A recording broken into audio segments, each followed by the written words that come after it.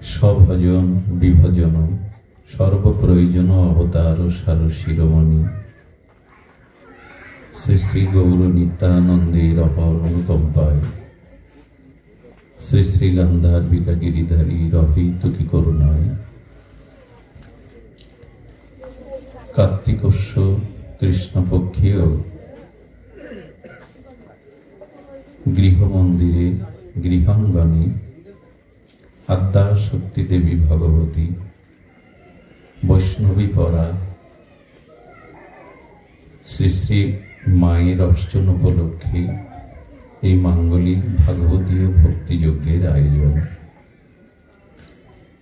এই আয়োজনে হরিকথার শুভারম্ভে অস্মাদীয় গুরুবাদ পদ্মে পরার্ধ কোটি দণ্ডবাদ প্রণতি।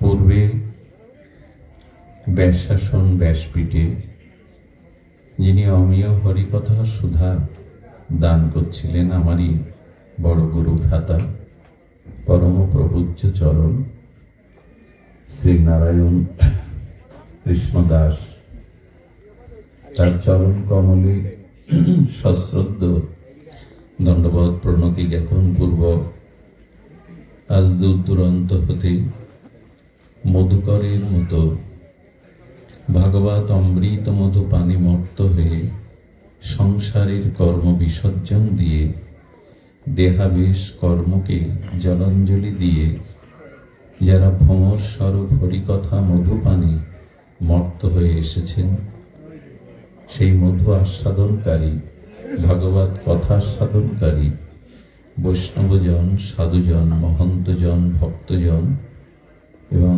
শ্রদ্ধাশীলা ধর্মশীলা মাতৃগণ সকল ভক্তচরণে সশ্রদ্ধ দণ্ডবৎ প্রণতি।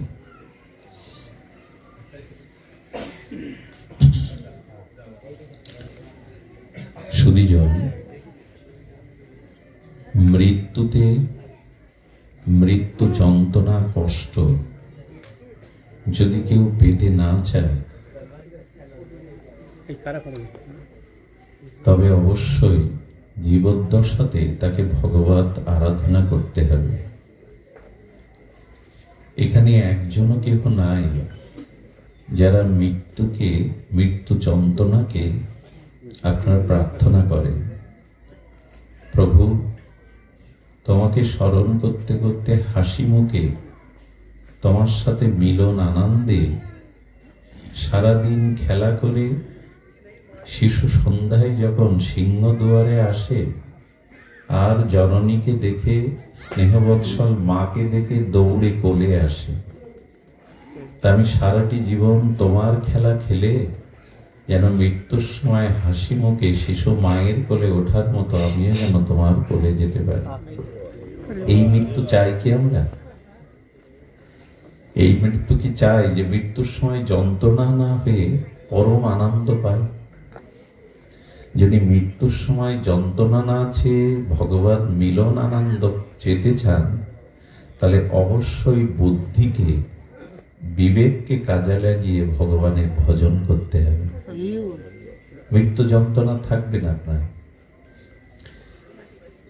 আপনি ভগবানের স্নেহবৎসল ভগবানের কোলে আশ্রয় নিতে পারবেন। খুব মার্মিক একটা কথা, ধ্যান দিয়ে শুনুন। মা যখন মাতৃস্তন পান করে শিশুকে ঘুম পাড়ায়,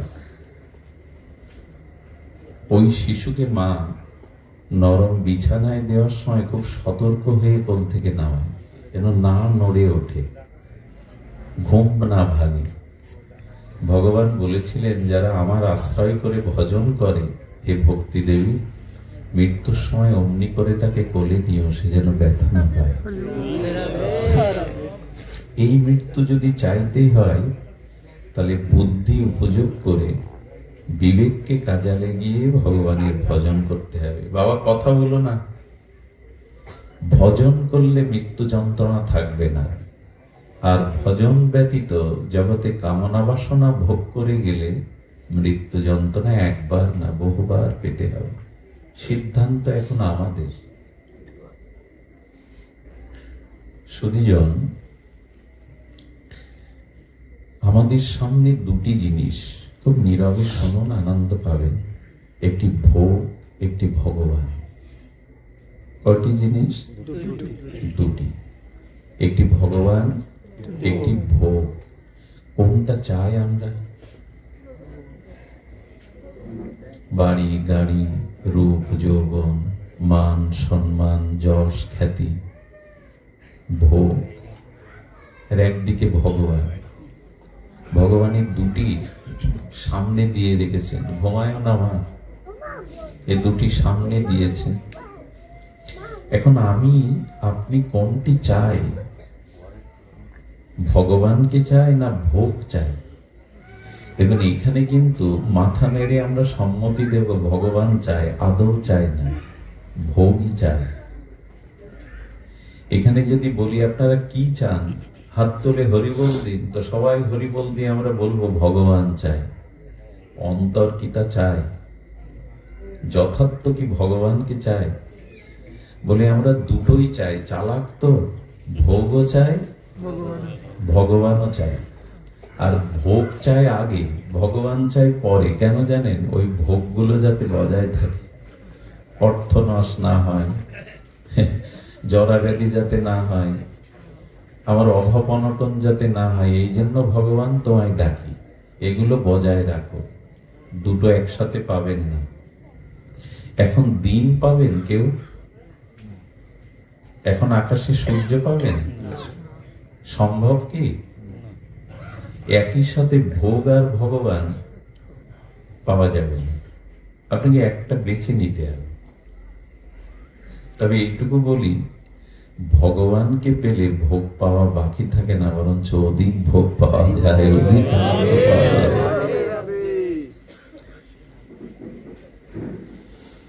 এখন একটি মজার কথা হলো, আনন্দের কথা হলো, মানুষ ব্যতীত আর সমস্ত প্রাণী ভোগ চায়, ভগবান চায় না।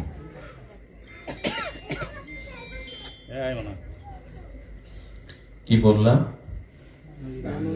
মানুষ ব্যতীত পৃথিবীতে আজ যত প্রাণী আছে তারা ভগবান চায় না। শুকর কুকুর চায় ভগবান? হাতি ঘোড়া চায়? বৃক্ষ লতা মাছ মিন হাঙর কুমির চায়? কারা চায় ভগবানকে? কারণ মানুষের জন্মটা হয়েছে ভগবানকে চাওয়া বা পাওয়ার জন্য। কার ওটা? উঠে চলে যেও না, বন্ধ করে ওখানে বসো, এসো কথা বলে এসো। ভোগ চায় না ভগবান চায়? সারাদিন তো ওইগুলো বাজে, সারাদিন কানের মধ্যে শব্দ করে, এখানেও ওটা দরকার। শুধু যান, মুখে বলি ভগবান চাই, কত সোজা। কি চাই তা আজও নির্ণয় করতে পারিনি। এখন প্রস্তাবনা হলো যে ভোগ এবং ভগবান এই দুটি এই শরীর দ্বারা প্রাপ্ত হতে পারে। ভোগও পেতে পারেন, ভগবানও পেতে পারেন। এই শরীর দিয়ে কিন্তু দুটোই পায় মানুষ, ভোগও পায়, ভগবানও পায়। এখন সিদ্ধান্ত নেব কোনটি? ভোগ চাইলে ভগবান, জাগতিক ভোগ পাবো না, একই সাথে দিন রাত হবে না। এখন মানুষ শুধু ভগবানকে চায়, অন্য প্রাণীরা চাইতে পারে না। তাদের সে বিবেক নাই, সেদের সে চেতনা নাই। কারণ আজ পর্যন্ত মানুষের ছাড়া, ভক্তদের ছাড়া ভাগবত জন্তু জানোয়ারের জন্য কোথাও হয়েছে? পশু পাখি জন্তু জানোয়ারের জন্য আজকের ভাগবত হয় কি? আর ওদের ডেকে আনলেও শুনবে কি? তাহলে মনুষ্য জন্মটা পেয়েছি ভগবানকে চাওয়া বা পাওয়ার জন্য। যদি ভগবান চাওয়া পাওয়া না হতো, তাহলে আমি এই জন্ম, সেই জন্ম পেয়ে কতটুকু চাইলাম বলুন তো ভগবানকে? ঘর চাইলাম, বর চাইলাম, অর্থ যশ খ্যাতি চাইলাম, সুখ চাইলাম, তোমাকে কি চাইলাম? এই প্রশ্নটাই জাগান। তাকে পাওয়ার জন্যই আসা। তাকে পেলে আর পাওয়ার কিছু বাকি থাকে না। তাকে চাইলে আর অন্য কিছু চাওয়ার অপেক্ষা থাকে না। এখন এখন ভোগ আর ভগবান এই দুটি জিনিস সামনে রাখি। খুব মার্মিক কিছু কথা মনে পড়ছে, কেন জানি না, আপনারা আছেন বিদায় ধ্যান দিয়ে শুনুন। ভোগ এবং ভগবান দুটোই আমাদের সামনে। এখন আপনি যদি ভোগ চান তাহলে কোনোদিন সুখী হতে পারবেন না, এটা লিখে নিন, এটা এখান থেকে লিখে নিন। যদি ভোগ চান তো কখনো সুখ আপনি, প্রকৃত আনন্দ আপনি পাবেন না, কারণ ভোগে সুখ বা আনন্দ নাই। এগুলো মানলে তো স্বীকার করি, মানি কি সারা জীবন তোই ছুটছি, লক্ষ্য শূন্য লক্ষ্য বাসনা ছুটিছে গভীরের আধারে। হাজার হাজার লক্ষ লক্ষ বাসনা বুকে নিয়ে ছুটছি, লক্ষ্য শূন্য লক্ষ্য বাসনা ছুটিছে গভীর আধারে, আধারের পথেই ছুটেছি। এখন সুখ ভোগের দ্বারা কখনো দুঃখ নিবৃত্তি হয় না, বরঞ্চ ভগবানের দ্বারাই, ভগবানকে চাওয়ার দ্বারাই, ভজনের দ্বারাই দুঃখের নিবৃত্তি হয়। এই জন্য একজন এখানে কেউ সুখী না আমরা। আপনি এখানে দাঁড়ান, এই আসরে এসে বসুন, বলুন মঙ্গলজি আমার জীবনে কোনো দুঃখ নেই, সুখ আর সুখ।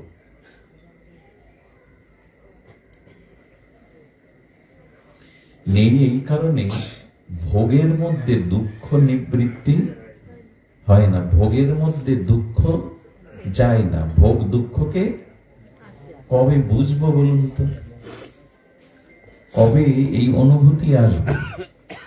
সুখ ভোগের দ্বারা দুঃখ অন্ত হয় না, ভোগের দ্বারা দুঃখ অন্ত হয় না। দেখুন, রাজা হোক বা গরিব, শিক্ষিত হোক বা মূর্খ, সকলেই কিন্তু এই দুঃখ ভোগ করছে, সকলেই এই দুঃখ ভোগ করছে। আর একটু উপরে যান, দেবতাদের দুঃখ আপনাদের থেকে বেশি। আরো একটু উপরে যান, ব্রহ্মারও দুঃখের হাত থেকে নিষ্কৃতি নেয়, ব্রহ্মাও মরে, ব্রহ্মা আবার জন্মায়, ব্রহ্মাও মায়ায় মাঝে মাঝে কষ্ট পায়। বৃন্দাবনে গোবিন্দের গৌর আখালকনকে দেখে মনে করলো যে এটো খায় কাঁদে ছড়ে ভগবান হয়। সখাদের আর গাভী বর্ষদের 1 বছর পাহাড়ের গিরিগোবায় হরণ করে আটকে রাখলো। যদি বুঝতো যে ইনি কৃষ্ণ, ইনি ভগবান, হরণ করতো। ব্রহ্মাও মায়ায় পড়ে গেছে। কথাটি কিন্তু সাধারণ না। রাজা বা ভিখারি, ধনী বা গরিব, শিক্ষিত বা মূর্খ, তারা শুধু জগতে দুঃখ ভোগ করছে না। দেবতাদের ইন্দ্র ব্রহ্ম অভিশাপ পেয়েছিল জানেন, দেবরাজ ইন্দ্র। উনি ব্রহ্ম হত্যা পাবে অভিশাপ নিয়ে পালিয়ে বেরিয়েছিলেন। স্বর্গ থেকে অসুরা তাকে তাড়িয়েও দিয়েছিল। ওনার স্ত্রীকে জোর করে নহুষ জোর করে স্ত্রী বানাতে চেয়েছিল। দেবতার এই দুর্দশাটা, তার সুখ কোথায়? শুধু দেবতার, ব্রহ্মারও সুখ নাই। তা ব্রহ্মার সুখ নাই, ইন্দ্রের নাই, তো জগতে কার থাকবে? ব্রহ্মাও মরে, বারবার মরে, বারবার জন্মায়। ইন্দ্রও মরে, ইন্দ্রও জন্মায়। ইন্দ্রেরও জরাব্যাধি অভিশাপ নিতে হয়, স্বর্গ থেকে বিতাড়িত হয়ে ঘুরে বেড়ায়, কাঁদে, সুখ কোথায়? এইটা লিখে নিন, ভগবত ভজনে ছাড়া সুখ নাই। কারণ ব্রহ্মাও ভোগ করছে সেই সত্যলোকে, ইন্দ্রিয় কি ভোগ করছে, কি পান করছে? অমৃত। নাচছে কারা? উর্বশী মেনকা মন্দাকিনীর তীরে পারিজাত পুষ্পের গন্ধে ভোগ করছে দেবতারা। বলে দেবতা ভোগ করছে বিদায় আনন্দ পায়নি। ব্রহ্মাও মায়ার মধ্যে বিদায়, ব্রহ্মাকেও মরতে হয়, জন্মাতে হয়। তো তুমি কোথায় সুখের আশা করছো? ব্রহ্মা পেল না, ইন্দ্র পেল না, তুমি পাবে? এই জন্য এখানে কেউ সুখী না।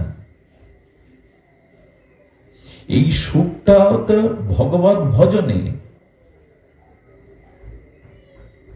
ইষ্টকে, ভগবানকে ভালো না বাসলে, তাকে ভজন না করলে সুখ বা আনন্দ এই বস্তুটির সাথে আপনার পরিচয় হবে না।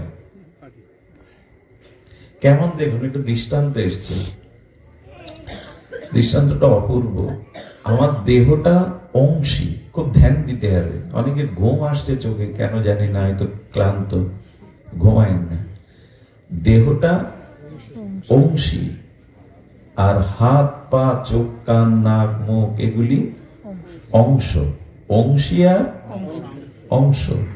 সূর্য এবং তার কিরণ, সূর্য অংশী আর তার কিরণ এটি হলো অংশ। কিরণ কিন্তু সূর্য না, কারণ সরাসরি সূর্য লোকে প্রবেশ করলে সব পুড়ে ছারখার হয়ে যাবে। আমরা তো সূর্যের কিরণে পড়ছি না, মানে ওটা সূর্য মূল অংশী আর তার অংশ। এখন ধ্যান দিন, আমার দেহটা অংশী আর হাতটা অংশ। এখন হাত যদি বলে অংশী দেহ, আমি হাতে অন্ন তুলে তোমার মুখে দিতে পারবো না, আমি স্বতন্ত্র, আমি আলাদা। ওখানে কথা বলেন না দাঁড়িয়ে। আমি হাত বলছেন আমি স্বতন্ত্র হয়ে যাব, তোমার থেকে আলাদা হয়ে যাব। খুব ধ্যান দিয়ে শুনতে বলছি। হাত যদি বলে আমি তোমার মুখে অন্ন তুলবো না, আমি তোমার জন্য কোনো কাজ করবো না, আমি স্বতন্ত্র হয়ে থাকবো। যদি হাত স্বতন্ত্র হতে চায় দেহ হতে, আলাদা করে দিন। আলাদা করে দিলে হাতের অস্তিত্ব থাকবে তো? হাত কি হবে? কেটে, দেহ থেকে কেটে আলাদা করলে পোকা, পোকা পচা গলে পোকা হয়ে যাবে। স্বতন্ত্র থাকবে তো? থাকবে না।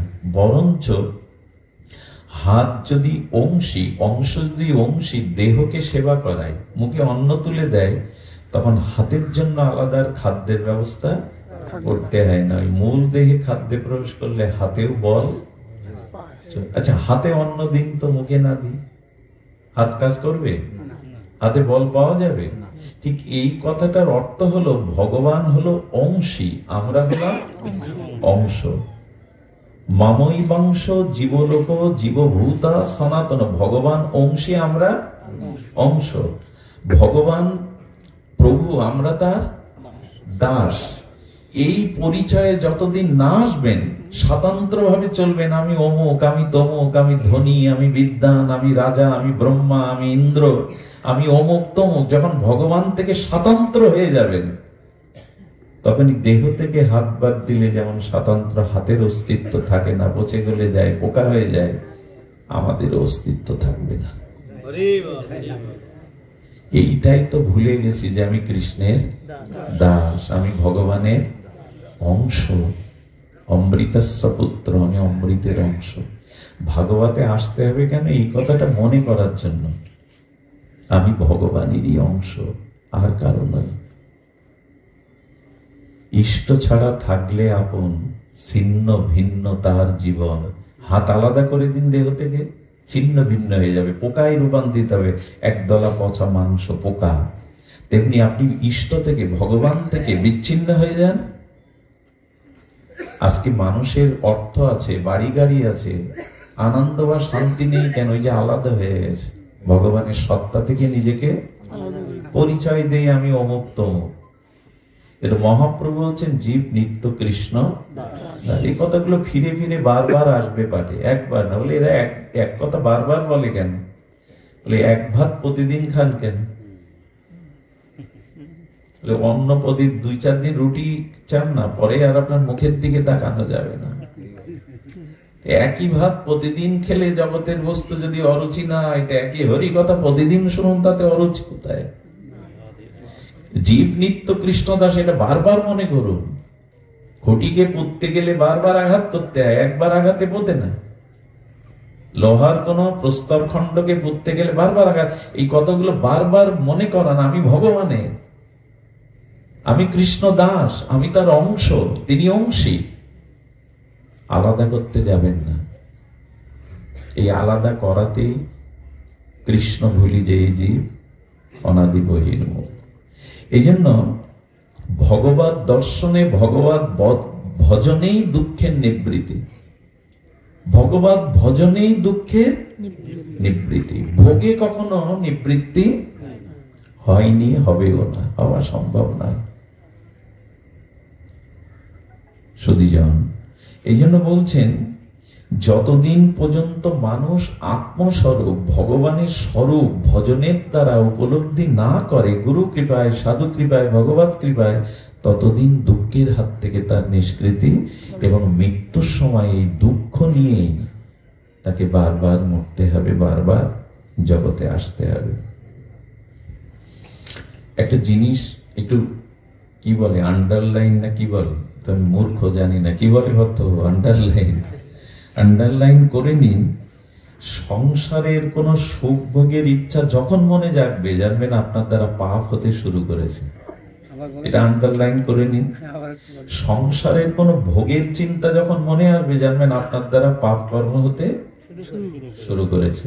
আর যখনই ভগবানকে চাওয়ার চিন্তা আসবে, তখন জানবেন আপনার পূর্ণ বা ভক্তি সঞ্চয়ের সময় এসেছে। আসবে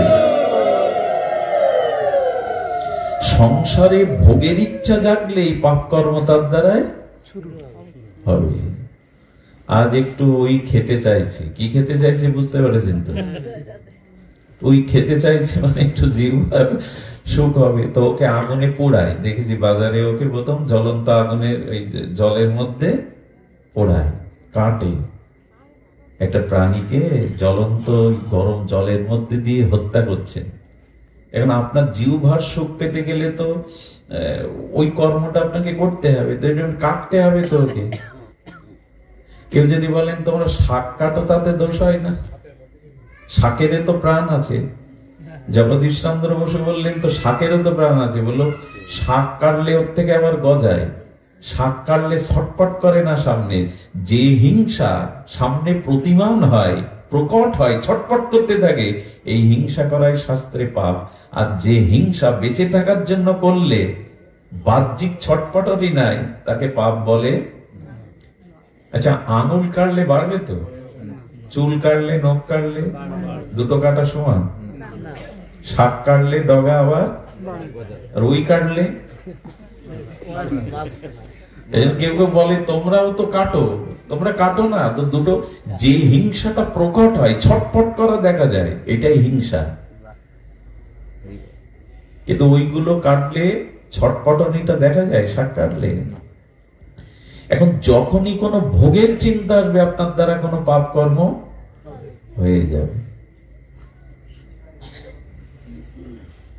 সুধীজন, এই জন্য ভগবতে হরিকথাতে আসতে হয় কেন? যাতে ভোগের চিন্তাটা আর বাড়ে না বাড়ে, আর নতুন করে ভোগের চিন্তাটা ত্যাগাৎ শান্তির অন্তরাম, যাতে ত্যাগের ভাবনা আসে।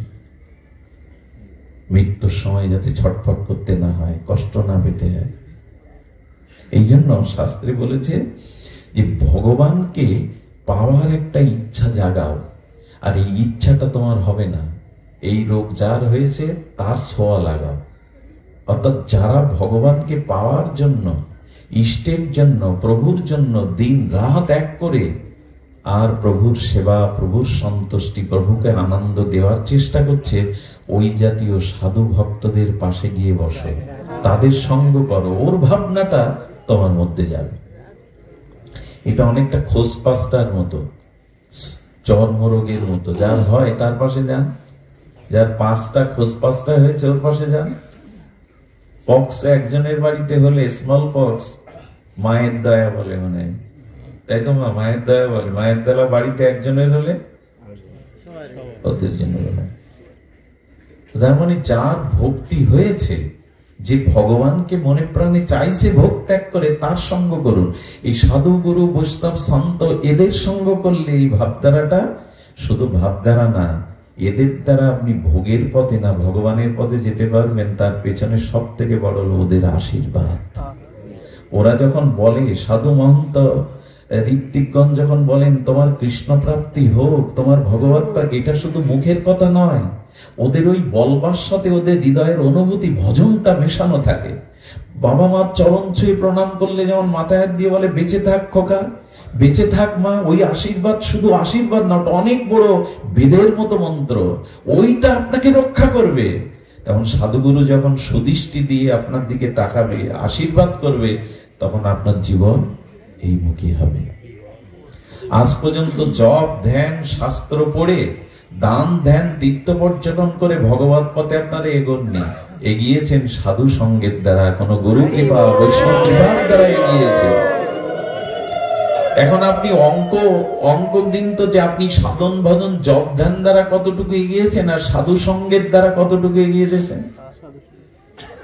জপ ধ্যান গ্রন্থ তীর্থ পর্যটন দ্বারা খুব বেশি এগোনো যায় না, যতদিন সাধুগুরুর সঙ্গ বা কৃপা না হয়। এই জন্য দেখুন, এখানে ভোগ আর ভগবান রাখা হলো না সামনে। কতগুলি খুব মার্মিক কথা, নিদ্রা না গিয়ে খুব প্রাণ মন খুলে শুনুন।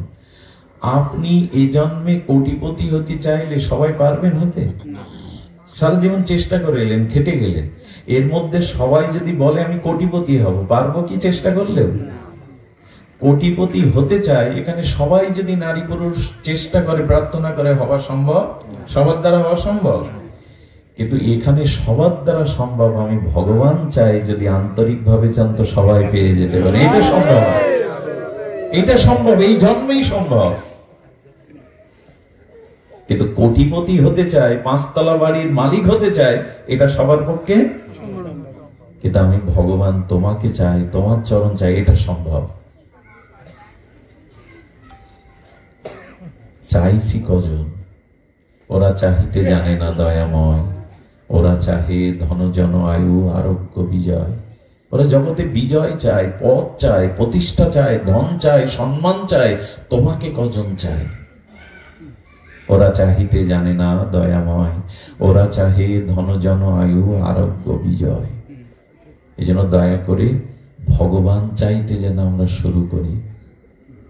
আমার কবি সুমনের একটা গান খুব ভালো লাগতো। প্রথমত আমি তোমাকে চাই, দ্বিতীয়ত আমি, তৃতীয়ত আমি, শেষ পর্যন্ত আমি তোমাকে চাই। এই চাওয়াটা বাড়া। আচ্ছা, ভগবানকে পাওয়ার জন্য সাধনা না, চাওয়ার জন্যই। কি বললাম শব্দটি?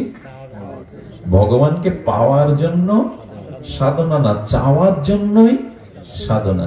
চাইছে কজন? চাইলেই ভগবান পেয়ে, চাইলেই কোটিপতি হতে পারবে না, কিন্তু চাইলে ভগবানকে পেতে পারবে। তার কারণ কি? কোটিপতি হওয়া মুখের কথা, কোটিপতি হওয়া সম্ভব না সকলের। পরিশ্রম করলে, ওটা পরিশ্রম ভাগ্য বিধাতার স্বীকৃতি ইত্যাদি ইত্যাদি যোগ হতে হবে, কিন্তু ভগবান চাইলে সে পেতে পারে। তার কারণ কি জানেন? তার কারণ হলো ভগবান সবখানে আছেন, সব সময় আছেন। সেই জিনিস, আচ্ছা একটা বাড়ি করবেন, ইট কি এখান থেকে পাবেন? বালি এখান থেকে পাবেন? সিমেন্ট এখানে পাবেন? রাজমিস্ত্রি এখানে পাবেন? দরজা জানলা এই জায়গায় বসে পাবেন? না বাইরে থেকে আনতে হবে? ভগবান, ভগবান এখানে নাই, অন্য কোথা থেকে আনতে হবে? এই সিজনে পাওয়া যাবে না, ওই ভাটায় না পড়লে এই বর্ষার সিজনে পাওয়া না, এরকম নাকি? তাহলে সহজ কোনটা? কোটিপতি হওয়া না ভগবানকে পাওয়া? চাইছি কজন?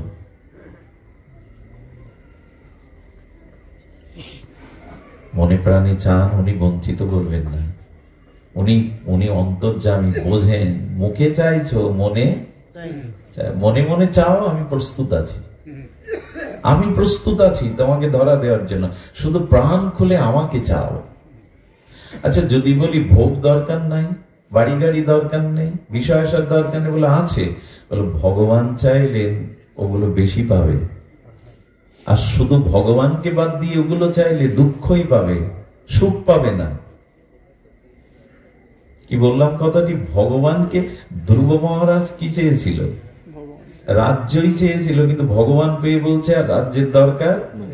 হীরা পেলে আর কাছের টুকরো কে চায়? তখন বলছে আমার ভক্ত আমার কাছে যা চাই, না চাইলে আমি তাকে দেই, তোমাকে 36,000 বছর রাজত্ব করতে হবে, যাও। বলেন আমি তোমার চরণ পেয়েছি, আর কিছু চাই না, ওগুলো তুচ্ছ, ওগুলো কাজ। বলছে না, 36,000 বছর রাজ্য করতে হবে তোমায়। প্রহ্লাদ বলছে প্রভু আপনার চরণ পেয়েছি আর আমি কিছু, বললে তোমাকে রাজা হতে হবে। প্রহ্লাদ মহারাজ, রাজা না। বিশ্বাস করুন, ভক্তদের কোনো অভাব ভগবান ভগবানের জন্য কর্ম করুন, দুহাত ভরে দেবে ভগবান, যেটা জগতে চেষ্টা করে পাবেন না আপনি। আমি একবার এক পাঠ করে নামছি, এক বুড়িমা, অনেক বয়স্কা বুড়িমা, হাত কাঁপছে, আঁচল থেকে গিট খুলে টাকাটা বের করতে পারছে না, হাতে বল নেই। একজনকে বলছে একটু খুলে দাও না, তাড়াতাড়ি খুলে দাও না। খুলে 20টা টাকা আমার হাতে দিয়ে প্রণাম করছে। সাধু পাঠ শুনলে নাকি প্রণামী দিতে হয়। আমি বললাম আপনি কত দূর বাড়ি? বলে এখান থেকে 4-5 কিলোমিটার। বলে যাবেন কি করে? বলে ভ্যান পেলে, ভ্যানে পাবেন তো, আঁচলে তো যা ছিল আমাকে দিয়ে দিলেন। বলে বাবা না হয় হেঁটে যাবো, তবু তো কিছু দিতে হয়। ওই কষ্টটা স্বীকার করতে উনি রাজি। শুনুন, ভগবানকে ভালোবাসলে উনি 20 টাকার জন্য এখন মানুষকে মার্ডারও করে, 20 টাকার জন্য ঝগড়াঝাটি হলে মেরে দেয়। আর উনি 5 কিলো 4 কিলোমিটার একজন বুড়িমা কি করে বাড়ি যাবে খেয়াল নেই, সাধুকে দিতে হবে। ভগবানকে ভালোবাসলে এরকম আঁচল ভরে দিয়ে দেয়, সবকিছু দিয়ে দেয় তাকে। একবার ভালোবেসে দেখুন। আচ্ছা, যদি বলেন ভক্তদের অভাব থাকে কেন, কষ্ট থাকে কেন? ভগবানের রীতি একরকম। ভগবান ভাবছেন অর্থ দিলে যদি আমাকে ভুলে যায়, ওকে আমি অর্থ দেব না, বরঞ্চ কেড়ে নেব। আর যাকে অর্থ দিলে আমার কাজ আরো বেশি করে করবে, আমার ভাবনা আরো বেশি প্রচার করবে, তাকে বেশি অর্থ দেয়। এখন এক জায়গায় বলা আছে, উদ্ধব মহারাজ জিজ্ঞেস করছে, ভগবান তুমি যাকে কৃপা করো, করুণা করো, বুঝবো কোন লক্ষণে যে তুমি তাকে কৃপা করছো এই জীবকে? উদ্ধব মহারাজের বুদ্ধি সত্যন্ত। ভগবান বলছেন আমি যাকে কৃপা করি, সেই কৃপার লক্ষণ যদি বুঝতে চাও, প্রথমে আমি তার অর্থ নাশ করে দিই, তার ধন সম্পত্তি অর্থ বিনাশ করে দিই। বলে কেন করো? বলো অর্থ যখন তার জীবন থেকে চলে যায়, অভাব আসে, তখন আর আত্মীয় স্বজন, আত্মীয় কুটুম্ব, নিজজন, বন্ধু বান্ধব তার ধারের কাছে।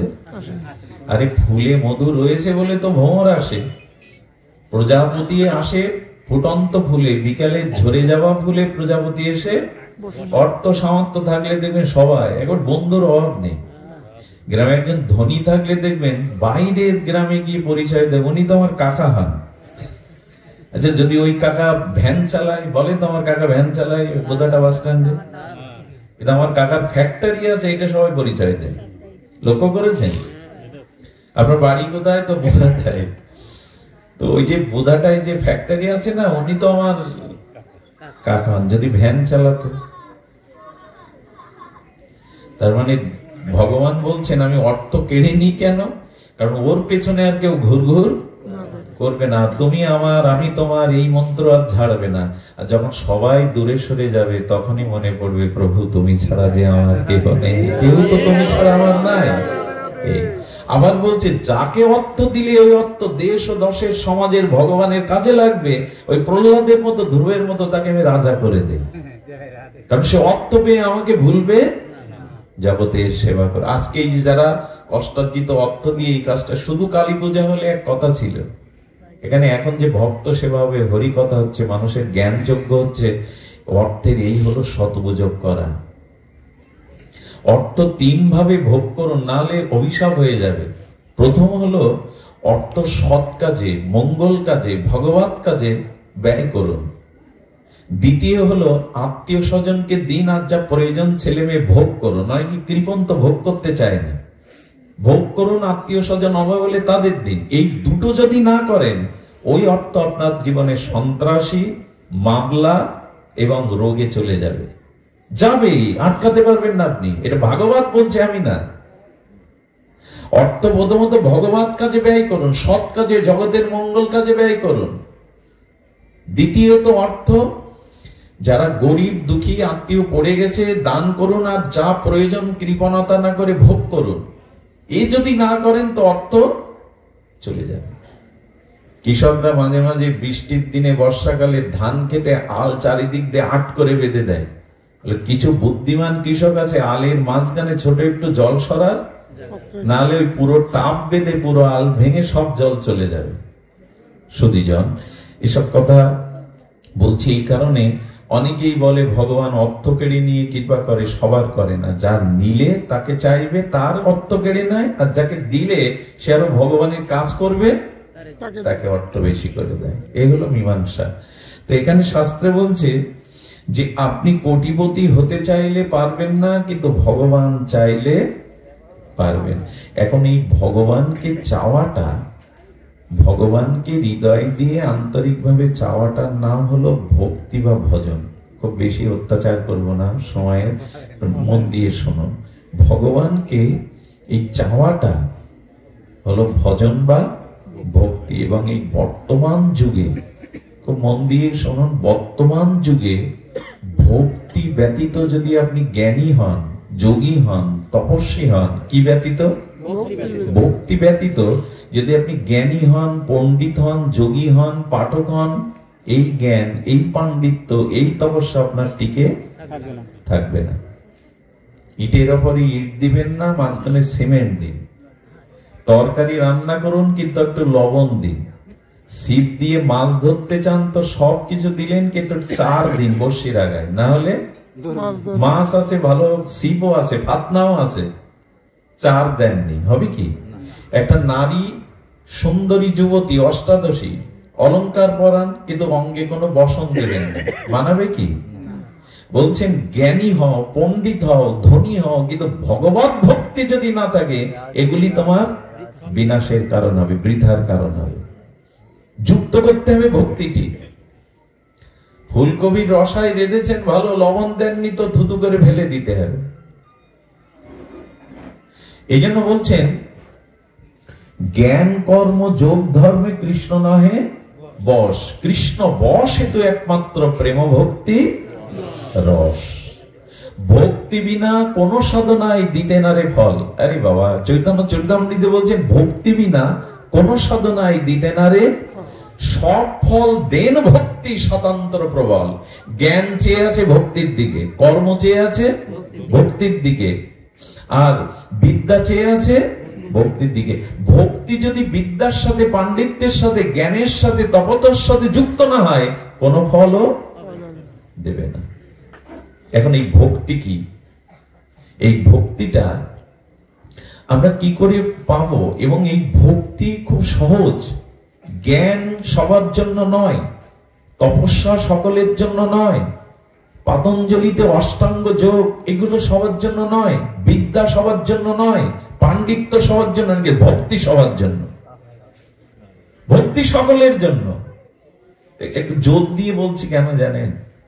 যে এই ভক্তির সংস্পর্শে না এলে জ্ঞান, কর্ম, যোগ কোনটাতেই ফল দেবেন।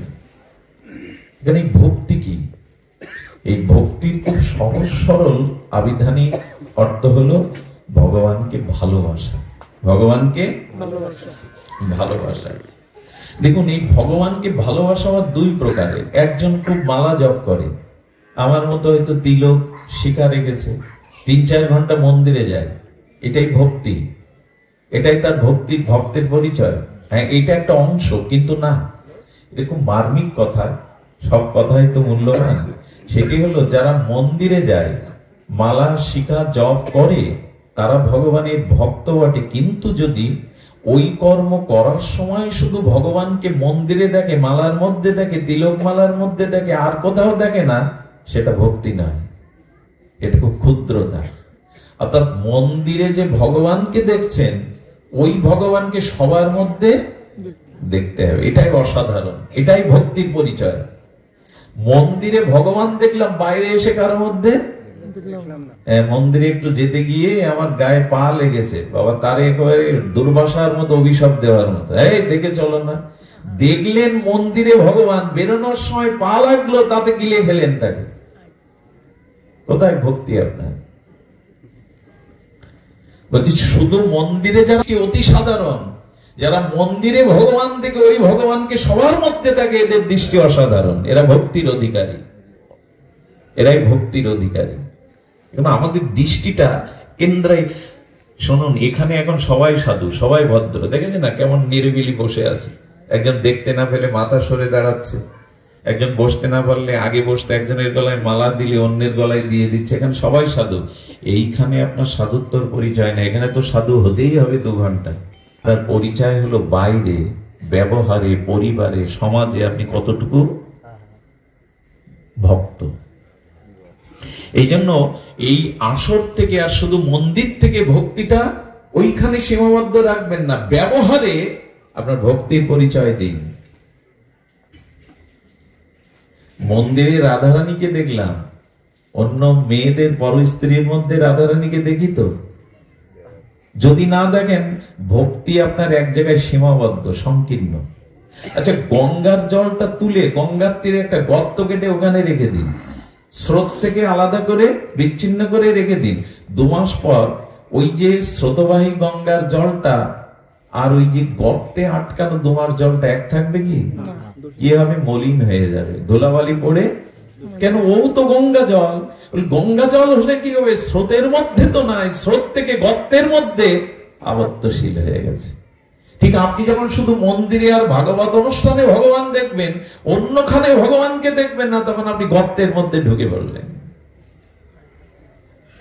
জল দূষিত হয়ে গেল, চিন্তা দূষিত হয়ে গেল। এই কথাগুলো কবে মেনে নিতে শিখবো? আমি শিখবো, আপনাদের শেখাতে আসেনি। কবে আমি মেনে নিতে শিখবো? দেখুন ভক্তের প্রার্থনা কেমন। সুরদাস অন্ধ, জন্মান্ধ মন্দিরে যেত। আরে বন্ধ, তুমি কি দেখতে আসো মন্দিরে? তুমি কি ভগবানকে দেখতে পাও? কি দেখতে আসো? সুরদাস তখন বলছে হেসে, দেখো আমি অন্ধ, আমি জানি, তবু মন্দিরে আসি কেন জানো? আমি ভগবানকে দেখি না, কিন্তু ভগবান তো আমাকে দেখতে পায়, আমি তার সামনে এসেছি। সে তো আমাকে দেখে যে আমি তার সামনে এসেছি। ভক্তিটা ছড়িয়ে দিন, ভক্তিটা সবার মধ্যে, ব্যবহারের মধ্যে, চরিত্রের মধ্যে ছড়িয়ে দিন। রাধারানীকে শুধু মন্দিরে পটে দেখলে হবে না, অন্য স্ত্রীর মধ্যেও রাধারানীকে দেখুন। কালী, মা কালীকে, দুর্গাকে শুধু মন্দিরে দেখবে না, সর্বমায়ের মধ্যে দুর্গার অংশ, এটা দেখুন। এটার নাম ভক্তি। আজকের ভক্তিটুকু যদি সংকীর্ণ হয়ে গেছে আমাদের ওখানে।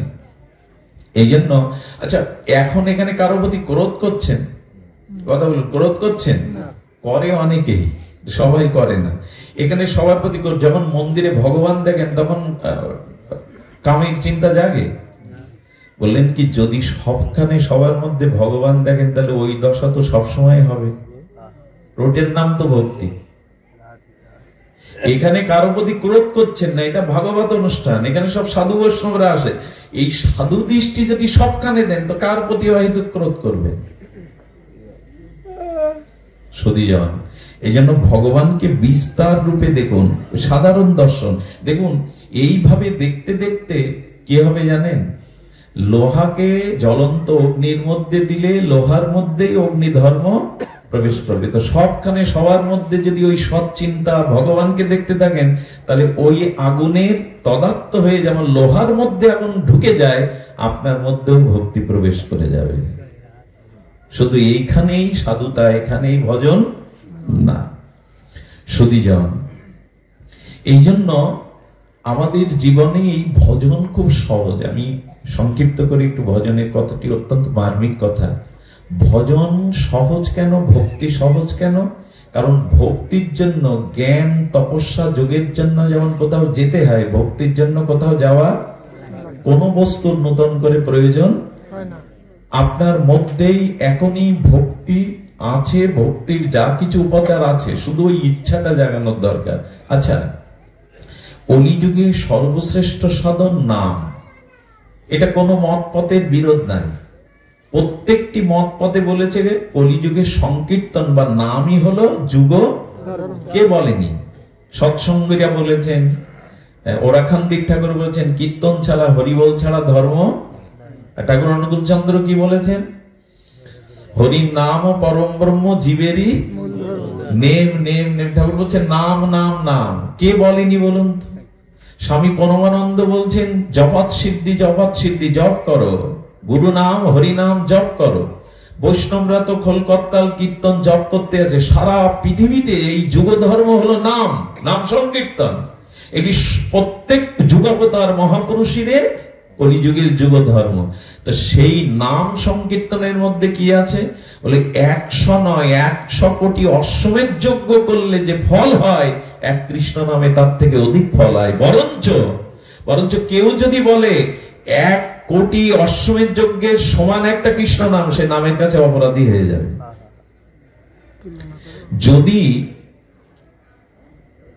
যদি আপনারা গ্রহণকালে, সূর্য গ্রহণকালে 1 কোটি দুগ্ধবতী গাভী দান করেন, কোন রাজার পক্ষেও সম্ভব এখন 1 কোটি দুগ্ধবতী গাভী দান?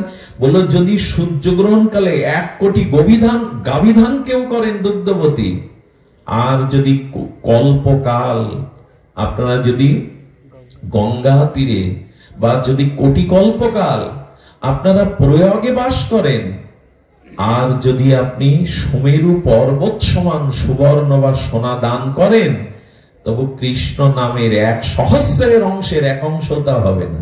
এটা মন গড়া কথা, লোভ দেখানোর কথা, এটা শাস্ত্রের কথা। নামের এমন মহিমা। আচ্ছা, সেই নাম বলছেন যে নামের মধ্যে সমস্ত সাধন তত্ত্ব মহাপ্রভু দিয়ে গেলেন। তো নাম সাধন যদি কলিযুগের যুগধর্ম হয়, এই মুহূর্তে জিহ্বায় কৃষ্ণ বলতে আপনার কোনো জোগাড় করার দরকার, প্রস্তুতি নেওয়ার দরকার, খুব বাইরে থেকে কিছু আনা দরকার, খুব বেশি কঠিন হরে কৃষ্ণ মুখে বলা? সেটা কেন বলছি না। সমস্ত সাধনার শিরোমণি হলো ভগবানের নাম কীর্তন করা, জপ করা। তো জিহ্বা দিয়েছেন কে? জিহ্বা কথা বলার শক্তি দিয়েছেন কে? আত্মা না থাকলে মরা জিহ্বা, মরা ব্যক্তি জিহ্বা কথা বলতে পারে? ভগবান হচ্ছে শক্তি আত্মা রূপে আমি দিয়েছি, জিহ্বাও দিয়েছি, ওখানে হরিনাম রূপে জিহ্বায় আমি এসে গেছি। এরপরে তুমি জিভটা নাচছো না তো তুমি কল্যাণ চাও কি করে? তুমি আমাকে চাও, এই কথাটা তোমার মুখের কথা, মনের কথা না। আত্মা রূপে আমার দেহের মধ্যে থেকে জিহ্বাটা শক্তি দিচ্ছেন, আর ওই জিহ্বায় ভগবান নাম রূপে এসে বসছেন, শুধু জিহ্বাটা নাড়ালাম না। আচ্ছা, ত্রিসন্ধ্যা আমাদের আহ্নিক করতে হয়, গুরু মন্ত্র জপ করতে হয়। ত্রিসন্ধ্যা না হন 2 সন্ধ্যা, 2 সন্ধ্যা না হন 1 সন্ধ্যা। এখানে 50% লোক প্রতিদিন আহ্নিক করে না, একবারও করে না। এটাই বাস্তবতা। তো জিহ্বাই শুধু গাল গল্প দিয়ে লাভ কি? জিহ্বাটা নাড়ান, ভগবানের নামে জিহ্বাটা খাইতে শুইতে উঠি। এটা কঠিন কি? যে এখন যদি বলি হরে কৃষ্ণ বলুন, এটা কঠিন হবে আপনাদের জন্য? যজ্ঞ কঠিন, দান কঠিন, তীর্থযাত্রা কঠিন, জ্ঞান অর্জন করা কঠিন, যোগ মার্গ ধ্যান করা কঠিন, কৃষ্ণ বলাটা কঠিন। ভগবান বলছেন আমি আত্মা রূপে জিহ্বা দিয়েছি, জিহ্বার শক্তি দিয়েছি শব্দ বলার, শুধু কৃষ্ণটা বলো, হানিটাই বলো। আমি আজকাল আরেক বক্তব্য দিতে শুরু করেছি, যদি ওইভাবে না বলতে পারেন এক কাজ করুন, হাই তোলার সময় হানিটাই বলুন, জয়গুরু বলুন। ওচড় লাগলে বাবা গো না বলে জয় রাধে বলুন। অন্তত দিনে 2-4 বার তো হাই ওঠে, এতেই অন্তত 1-2 নাম হয়ে যায়। ওচড় লাগলে বাবা গো মা গো বলে আর কি লাভ? হাগুর বলুন না, হাই তুলতে গিয়ে বলুন। সকালে উঠে তো একটু আলসে ছাড়তে হয়, আর আদে এটা বলুন না। ভগবান বলছে যেভাবে হোক মিশ্রি চিবিয়ে খাও, চুষে খাও, আর জল করে খাও, মিষ্টি লাগবে, যেভাবে হোক বলো। আমাকে একজন প্রশ্ন করছে কত নাম নেওয়া উচিত মানুষের? মহাপ্রভু বলে দিয়েছেন 1 লক্ষ নাম না নিলে তার হাতে প্রভু সেবা নেবে না। 1 লক্ষ পরে মরুক, বলছে 21,600 বার নিঃশ্বাস আমাদের গ্রহণ হয় আর প্রত্যাহার কবার হয়? 21,600 বার নিঃশ্বাস প্রশ্বাসে নাম নেওয়া উচিত। নিঃশ্বাস কখন পড়বে তো জানি না। আমি বারবার বলি, হাসপাতালে অ্যাক্সিডেন্ট করা ছেলেরে সন্তানরে বাবা মা নিয়ে গেছে, ডাক্তারবাবু বাঁচান। ডাক্তারবাবু নাড়ি ধরে বলল যদি 5 মিনিট আগে আসতে পারতেন ওকে আমি বাঁচানোর চেষ্টা করতাম। তখন ওই বাবা মা বোঝে যে 5 মিনিট সময়ের জগতের কত মূল্য, কত মূল্য। আমরা সময়ের মূল্য দেই, দিন চলে যাচ্ছে, রাতও চলে যাচ্ছে, বক বক করা তো কম নেই, ফেনা তুলে দিচ্ছি মুখে। আমার মেজো জামাই প্রফেসর, আমার ছোট জামাই উকিল, আর একজন যারা পাশে শোনে, আর ছোটটা কি করবে? এই বেড়ে গেল, গল্প বেড়ে গেল। গল্প দিয়ে কি কাজ?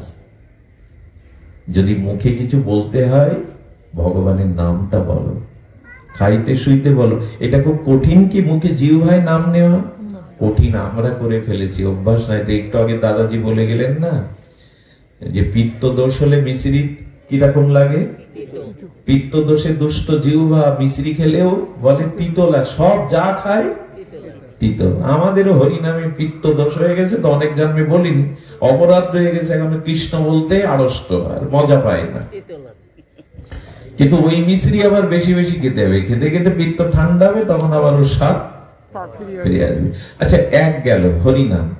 আচ্ছা বলুন তো, কান দিয়ে এখন কথা শুনতে খুব কষ্ট হচ্ছে আপনাদের? হচ্ছে, যাদের ঘুমের ব্যাঘাত হচ্ছে তাদের কষ্ট হচ্ছে, কিন্তু কানে কথাটা যেতে খুব পরিশ্রম করতে হচ্ছে, জ্ঞান অর্জন করতে হচ্ছে, 10 বছর বিদ্যালয়ে গিয়ে সার্টিফিকেট অর্জন করতে হচ্ছে। ভগবান বললেন দ্বিতীয় ভক্তি হলো, প্রথম ভক্তি হলো শ্রবণ কীর্তন। এই শ্রবণ করাটাই এই যুগে সর্বশ্রেষ্ঠ ভক্তি। হরিকথা শ্রবণ করাটা সর্বশ্রেষ্ঠ ভজনাঙ্গ। এখানে কান দিয়েছেন ভগবান, কানে শোনার শক্তি দিয়েছে ভগবান, তিনি আপনার হৃদয়ে বসে এখানে শুনছেন। কানে হরিকথা আমাদের স্পৃহা জাগলো না, যাদের জেগেছে তারা এখানে এসেছেন দূর দূরান্ত থেকে শুনতে। এই জন্য বললেন কান খাড়া করে ভগবানের কথাটা শোনো, এটাই ভক্তি। এর থেকে সহজ আর কিছু হতে পারে না। অন্য যুগে এই ব্যবস্থা ছিল না। তপস্যা, যাগ, যজ্ঞ, বলেন হরি কথাটা, ইষ্ট কথাটা, ভগবানের নাম রূপ লীলা কথাটা শুধু কানে ঢোকাও, বলে তারপরে আর তোমার কাজ নেই। প্রবিষ্ট কর্ণ রন্ধেন সানাং ভাব সারুহম ধুনতি সমলং কৃষ্ণ সলিলস্য যত শরত। গোবিন্দ বলছেন অনন্ত জন্মের অভদ্রতা পাপ যেটা হৃদয়ে আছে, আমার কথা কান দিয়ে প্রবেশ করলে আমি ওই কথা রূপে কৃষ্ণ গিয়ে তোমার হৃদয় পরিষ্কার করে দেব, আমি তোমার হৃদয় পরিষ্কার করে দেব। প্রবিষ্ট কর্ণে রন্ধেন সানাং, আমি ধুয়ে মুছে দেব তোমার হৃদয়, একবার আমার কথা শোনো। তবে হ্যাঁ, আমার মতো নর্দমা বিষয়ী কীট এখানে এসছে, এখান থেকে কোনো দামি দামি আলোচক আসেনি, বৃন্দাবন থেকে আসেনি, নবদ্বীপ থেকে আসেনি, মঠ মিশ্রম থেকে আসেনি, আমার মতো বিষয়ী নর্দমার কীট। তবু আপনারা এত মানুষ এত রাত জেগে শুনছেন, এটা দেখে মরে যেতে পারলেও আনন্দ যে মানুষ এখন হরিকথা শুনছে। একদিন হরিকথা শুনুন, অনেক জন্ম পরেও এর ফল দিয়ে দেবে। এটা নষ্ট হয়ে যে ভেতরে গেল, এটা নষ্ট। আরে মলমূত্রের মধ্যে একদলা সোনা পড়ে 50 বছর থাকলেও 50 বছর পরে ওর মূল্য দিয়ে দেবে। সোনা মলমূত্রের মধ্যে নষ্ট হয় না। হরিকথা যার কানে গেল ওই একদিন মূল্য দিয়ে দেবে, ওই একদিন করুণা করে দেবে তাকে। ঠিক শুনতে তো কষ্ট হওয়ার কথা না, এখানে অনেকেই কষ্ট পাচ্ছেন, ঘুম আসছে, অলসতা আসছে, এটাই অপরাধ। দেহে যার যত অপরাধ বেশি, তার তত শ্রবণ কীর্তনে আগ্রহ থাকবে না, এখানে এসেও সে কিছু নিতে পারবে না। শুধু এই জন্য শ্রবণ করাটা কি কঠিন হচ্ছে আপনাদের? এটাই তো ভক্তি। জিহ্বা নাড়ানোটাই ভক্তি, কান খাড়া করে হরিকথা শোনাটাই সর্বশ্রেষ্ঠ ভক্তির অঙ্গ। এও যদি অলসতা থাকে তো মহাপ্রভু আর কি করবেন আমাদের জন্য? আর কি বলেছেন? জিহ্বায় ভালো ভালো খাদ্য দেওয়া কষ্ট না সুখ? জিহ্বায় ভালো ভালো রসালো খাদ্য দেওয়া কষ্ট না সুখ? ভগবান বললেন ভগবানকে একটু ভোগ লাগিয়ে জিহ্বায় প্রসাদ দাও, এটাই ভক্তি, ওটাই গোবিন্দ ভেতরে। এটা কঠিন, কঠিন আমরা করে ফেলেছি। বাবা আমিও পারবো না, 6 মাস পরে আমাকে ডাক্তারখানায় দিতে হবে, আমিও পারবো না। ভক্তি কত সহজ, ক্ষুধা লেগেছে পেট পুরে পাও, তবে একটু ভগবানকে দিয়ে পাও। ওই তুলসী যে দেয় না নিবেদন করতে গিয়ে, ওইটা অস্ত্র, ওইটা মায়া কেটে দেয়। উদ্ধব মহারাজ বললেন প্রভু আমরা মায়া কাটতে যাব না, তোমার প্রসাদ পাবো, আর মায়া আমাদের থেকে তো প্রসাদ গোবিন্দে। স্বয়ং ভগবান প্রসাদ রূপে অধরামৃত ভেতরে যাচ্ছেন। তো সেই এর থেকে সহজ আর কি হবে? খাও না, রসালো বস্তু খাও। নিরামিষ যদি খুব ভালোভাবে খোকনদার বাড়িতে খান, অন্য কিছু খেতে ইচ্ছা করবে না।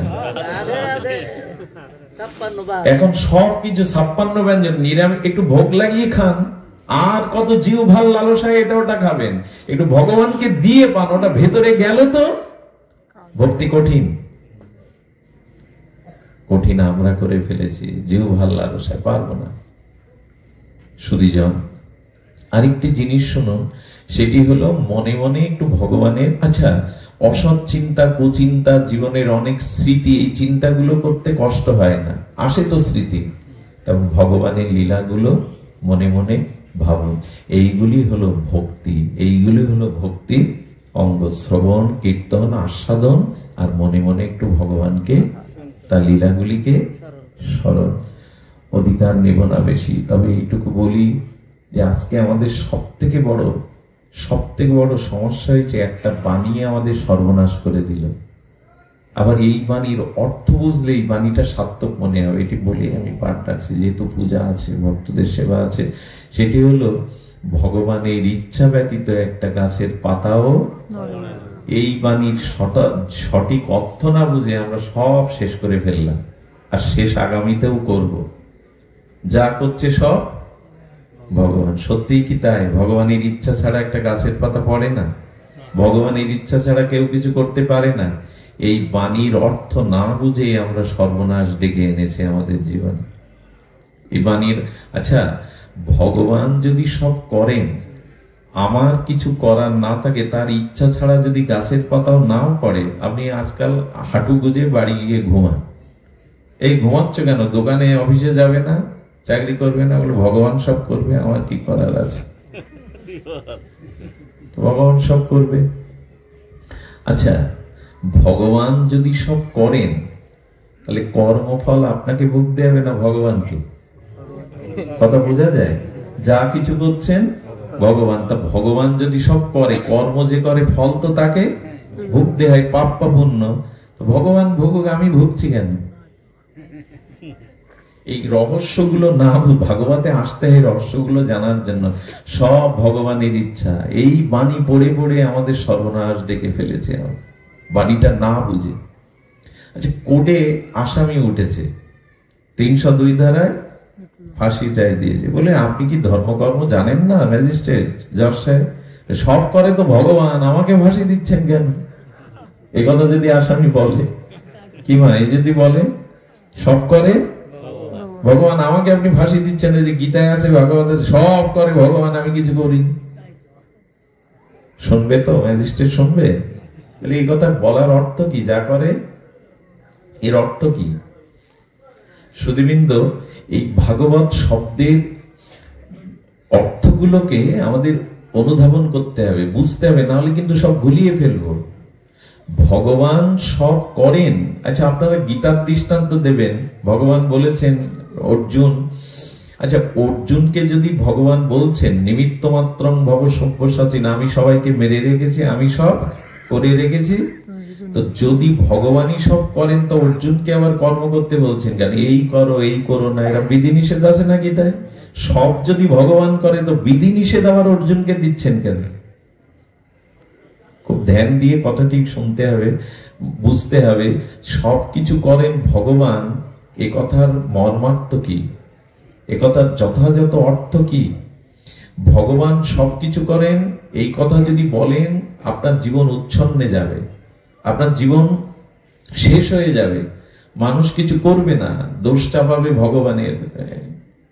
আসলে এই কথার সরলত্বটা, এটা একটা মনে করেছিলাম একদিন এর উপরেই আলোচনা করে, ব্যাপক বিষয় এটি। তবে এর অর্থটা বুঝুন। এর অর্থটা হলো, ভগবান সব করেন, কিন্তু আপনাকে কর্ম করতে বিধিনিষেধ, এইটা করো না, এইটা করো কেন বলছেন? অর্জুনকে কেন বলছেন যুদ্ধ করো?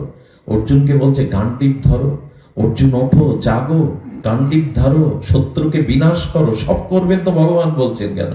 এখানে বুঝতে হবে, সব কিছু করার মূলে যে শক্তি, সেই শক্তিটা ভগবানের, শক্তি আপনার নয়।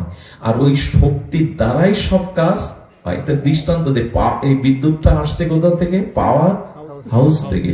এখন পাওয়ার হাউসের বিদ্যুৎ নিয়ে ইলেকট্রিশিয়ান আপনার ঘরে সুইচ, মিটার, বোর্ড বসিয়ে গেল। এখন এই বিদ্যুতে আপনি টিভি চালাবেন কি ফ্যান চালাবেন কি এয়ার কুলার চালাবেন, এই সিদ্ধান্ত কার? পাওয়ার হাউসের? এই সিদ্ধান্ত কার? আচ্ছা, টিভি দেখছেন, ওই টিভিতে আপনি অশ্লীলতা দেখছেন, আবার ভগবানের রামায়ণ সিরিয়াল বা কৃষ্ণের সিরিয়াল দেখছেন, এ দোষ কি বিদ্যুতের? সকালবেলা আজকাল জগিং না কি বলে, কি করতে বেরোয়, হাঁটতে বেরোয়, অনেকে আবার মোবাইল রাখে কাছে, ওই মোবাইলে আপনি অশ্লীল হিন্দি গানও শুনতে পারেন, আবার ওতে ভগবানের কথা কীর্তনও শুনতে পারেন। এটা কার দোষ? মোবাইল বাজে বলে মোবাইলের দোষ? আচ্ছা, এই আলোতে, এই যে এখন আলোতে আমরা এখানে ভাগবত পাঠ করছি আর কেউ এই আলোতেই জাল দলিল করছে, এটা আলোর দোষ? অর্থাৎ ভগবান বলছেন আত্মশক্তি রূপে আমি তোমার ভিতরে আছি বলে তুমি কাজ করতে পারছো। চোখ দেখে কেন? আত্মা আছে তাই, শক্তি আছে তাই। কান শোনে কেন? আত্মা আছে তাই। হাত ওঠে কেন? আত্মা আছে তাই। তাহলে শক্তিটা ভগবানের। পাওয়ার হাউস থেকে বিদ্যুৎ এসছে। এখন এই বিদ্যুতে যদি আপনি শর্টকে ইচ্ছা করে আত্মহত্যা করেন, বিদ্যুতের দোষ? যে বাড়ি থেকে মরে গেল কারেন্ট শর্ট করে, পাওয়ার হাউসে কেস দেবে? তোমার দোষ, তুমি বিদ্যুৎ ছিলে বিদায়। এ কেস দেয় তো কেউ কোর্টে? পাওয়ার হাউসের দোষ? তা আপনাকে ভগবান শক্তি দিয়েছেন, দিয়ে কে বলেছেন করা? ভগবান আত্মারূপে শক্তি দিয়ে বলছেন আমি তোমাকে বলেছি এইটা করো, এইটা করো না। এখন করা না করাটা তোমার স্বাধীনতার উপর নির্ভর করছে। উদ্ধার হবে কি পতন হবে এটা তোমার স্বাধীন উপর। শক্তি আমার, বিদ্যুৎ আমি দিয়েছি, তাই বলে বিদ্যুতে মরতে তোমায় দেয়নি, এ দোষ বিদ্যুৎ নেবে না। বিদ্যুতের আলোতে আপনি অশ্লীল দৃশ্য, গান বাজনা দেখেন আর ভাগবত দেখেন, এ দৃশ্য বিদ্যুৎ নেবে না, এ দায় বিদ্যুৎ নেবে না। কিন্তু বিদ্যুৎ ছাড়া আবার টিভি। এখন আপনার উপরে নির্ভর করছে, আপনার সিদ্ধান্তের উপরে, যে আপনি ভগবানকে, ভগবান বলেছেন কর্ম করতে পারো কিন্তু কর্মের ফলের আশা আর তুমি মনে করো না আমি কর্ম করছি। কর্ম ভগবানের শক্তিতেই হচ্ছে, কিন্তু অভিমান এনো না যে আমি কর্ম করছি। শুধুবিন্দু রহস্য এটাই, শক্তি তার, এই শক্তিটাকে আপনি উদ্ধারের কাজে বা পতনের কাজে লাগাবেন, এই স্বতন্ত্র স্বাধীনতাটা আপনার। বোঝা গেল কি? তিনি ভেতরে না থাকলে তো কারো কাজ করা হতো না। যে বলে পাপ কাজ করতে বলেছেন ভগবান, কারো সর্বনাশ করতে বলেছেন? এখন ভগবান একটা স্বতন্ত্রতা দিয়েছেন আপনাকে, যে এই শক্তিটাকে তুমি কোন কাজে লাগাবে। বিদ্যুতের বাল্বটা আলো জেলে জাল দলিল লিখবে না ভাগবত পাঠ করবে, এটা তোমার ইচ্ছা। ইচ্ছাটা বাড়ান, সৎ ইচ্ছাটা বাড়ান, শক্তি তার। আর দয়া করে কর্ম করে কখনো এই অভিমান করবেন না যে আমি কর্ম, কারণ ওই শক্তি না থাকলে আপনি কর্ম করতে পারেন না। গোবিন্দ বলছেন কর্মে তোমার অধিকার, কিন্তু ফল তুমি আমার উপরে ছেড়ে দাও। সবকিছু যদি ভগবানের উপরে ছেড়ে দেন এই ভেবে যে শক্তি তোমার আর আমিও তোমাকে চাই, তোমার চরণে সমর্পণ করেছি, তখন তার প্রতিটি কর্ম ভগবানের ইচ্ছায় হয়। সমর্পিত হলে ভগবান ইচ্ছা হয়। আমি এইটুকু বলে বিশ্রাম রাখছি, শুধু দয়া করে এই সৎ ইচ্ছাটা রাখুন, ভগবানকে ভালোবাসবার, সেবা করবার।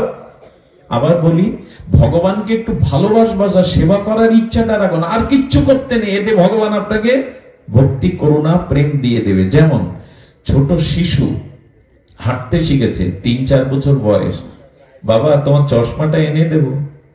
বাবাকে বলছে, বাবা তোমার খুব ভারী কাজ কি চশমা আনা?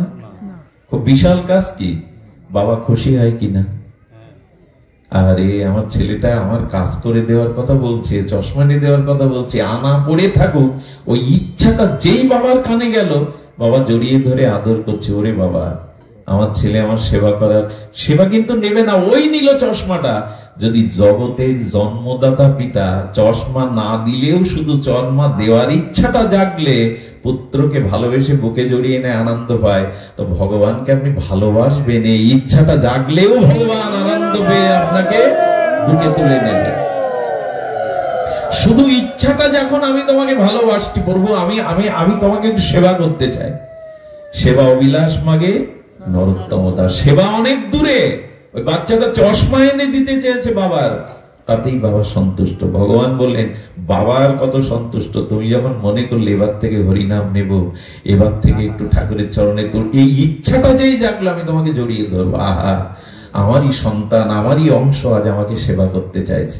আচ্ছা, আগেকার দিনে পীড়ের ব্যবস্থা ছিল না, পীড়েতে বসে সেবা নিয়েছেন অনেকে। বাচ্চাটা বলছে বাবা আমি তোমার পীড়েটা এনে দিচ্ছি, কিন্তু ওর বল নেই পীড়ে তোলা, তুলতে চেষ্টা করছে। বাবা কি করে? দূরে দাঁড়িয়ে দেখে, আরে আমার জন্য কোকা আজকে মামনি পেড়ে তুলতে যাচ্ছে, ওর ওজন করার ক্ষমতা নেই, তুলতে পারছে না। বাবা এসে নিল, আরো আদর করলো। কেন জানেন? ওর ইচ্ছাটা জেগেছে। ভগবান বললেন, আমাকে সেবা দিতে চাও, আমাকে আরাধনা করতে চাও, এই সামর্থ্য তোমার নেই, কিন্তু আমাকে ভজন করতে চাও, এই সেবা করতে চাও, ইচ্ছাটা রাখলে ওই বহন আমি বহন করব, আমি তোমার হয়ে ভজন করে দেব। আহা, কি অদ্ভুত কথা! একটু ইচ্ছাটা রাখুন যে ঠাকুর ঘরে তোমার চরণে একটু তুলসী, ইচ্ছাটা। সেবা অবিলাস মাগে নরোত্তম দাস, সেবা মাগছে না, সেবা কবে একটু তোমার চরণে ফুল দেব, কবে একটু তোমাকে এই গুণগান শোনাবো, ইচ্ছাটা জাগান। বাচ্চা চশমা বইয়ে দিলেও পিতার আনন্দ হয়, পিড়েটা তুলতে পারছে না আসনটা, বাবা গিয়ে আসন তুলে নেয়, তবে জড়িয়ে ধরে, ওর ইচ্ছা হয়েছে আমাকে আসনটা পেতে দেবে। ছোট ছোট বাচ্চা এরকম করলে আনন্দ হয় না? ভগবানেরও আনন্দ হয়। ইচ্ছাটা জাগান না, ইচ্ছাটা জাগান যে তাকে একটু ভালোবাসবো। সুধীবৃন্দ, এই ইচ্ছা যদি জাগাতে পারেন, তখন ভগবান সন্তুষ্ট হয়ে আপনাকে বুকে টেনে নেবেন। এই ইচ্ছায় আমাদের জাগুক সেবা অবিলাস। রাধা কৃষ্ণ প্রাণমোর যুগল কিশোর, জীবনে মরণে গতি আর নাই হবন। কালিন্দির কুলে কেলি কদম্বের বন, রতন বেদির পরে বসাবো, এই ইচ্ছা জাগান।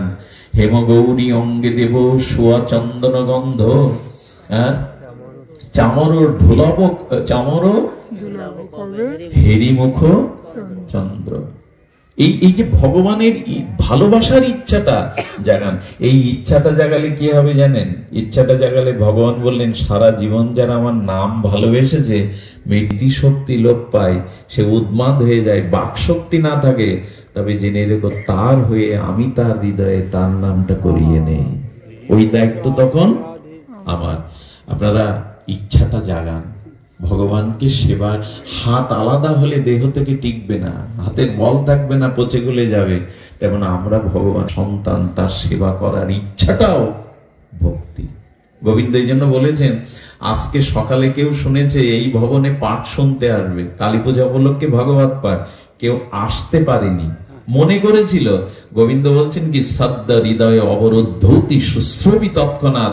যে সকালে মনে করেছে আজ এই ভবনে পাঠ শুনতে আসবে, অথচ কোনো কাজে আটকে গেছে, আসতে পারেনি, গোবিন্দ বলেন ওই যে ইচ্ছা জেগেছিল, ওই মুহূর্তে আমি তার হৃদয়ে বাধা পড়ে গেছি, আমি তার হৃদয়ে আটকে গেছি। সদ্য হৃদয় অবরুদ্ধতি। আর শুধু আটকে যায়নি, তার হৃদয়টা আমি শুদ্ধ করতে শুরু করে দিয়েছি। আসতে পারেননি, ভগবানের কথা শুনতে আসবেন এই ইচ্ছা যখন করেছেন, ওই সময় ভগবান লোভে আপনার হৃদয়ে আটকে গেছে। ভাগবত বলছে ইচ্ছাটা জাগান।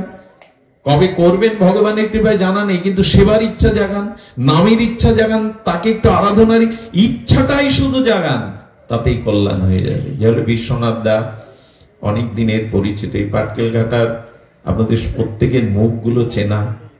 উনি মায়ের পূজা উপলক্ষে পাঠ দিয়েছেন, এটাই উচিত। আজকে যদি শুধু এখানে কালী পূজা হতো না, হরিকথা হরিনাম না হতো, তাহলে দেখবেন একটা উচ্ছ্বাস লেগে থাকতো। এটা জোগাড় করতে হবে, আত্মীয় স্বজন আসছে, কথাবার্তা, ভগবানের কথা হতো না, ব্যস্ততাই কেটে যেত। মাও আনন্দ পাচ্ছে না হরি কথা শুনে, মাও তো গোবিন্দ কথা শুনে আনন্দ পায়, হরিনাম শুনে মাও আনন্দ পায়। তো যারা আজকের এই ভাগবতের আয়োজন করেছেন, যাদের আঙিনায় আপনাদের মতো শুদ্ধ ভক্তের চরণ ধুলি পড়েছে, তাদের কল্যাণ তো হবেই।